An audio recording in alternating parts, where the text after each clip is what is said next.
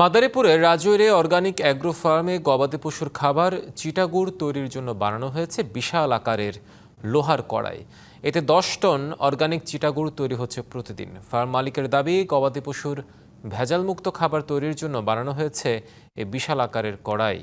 প্রত্যন্ত অঞ্চলের এই খামারে এলাকার বেকার যুবকদের কর্মসংস্থানও হয়েছে।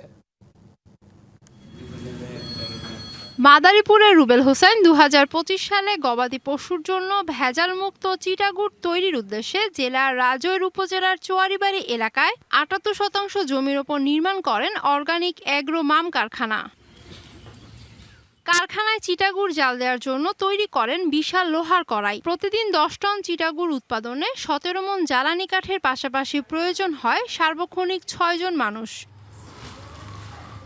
চিটাগুড় তৈরির কাঁচামাল হিসেবে ব্যবহার করা হয় দেশের বিভিন্ন চিনি কলের বাই প্রোডাক্ট তরল গাদ। প্রত্যন্ত অঞ্চলের এই প্রতিষ্ঠানে এলাকার বেকার যুবকদের কর্মসংস্থান হয়েছে। কাজের পাশাপাশি লেখাপড়াও চলতেছে, তার পাশাপাশি কাজ করতেছি।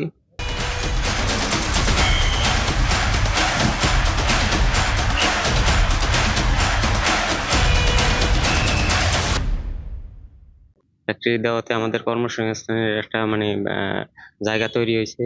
জাল দেই, ই করি, মাল হয়, তারপর আপনার এই যে টিনগুলা পরিষ্কার মতো আপনার ঢুকাই মনে করেন মাপ দেই, মাপার পরে এলো ডেলিভারি যায়। 12 থেকে 13 জন আর কি স্টাফ আছে আর কি।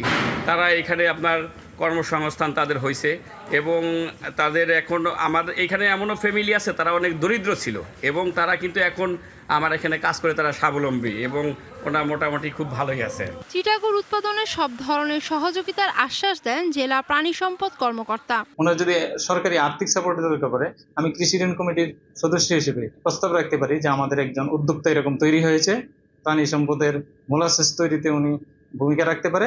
সেই ক্ষেত্রে ওনাকে স্বল্প সুদের ঋণের একটা ব্যবস্থার জন্য আমি প্রস্তাব রেখে সহযোগিতা করি। DBC news desk.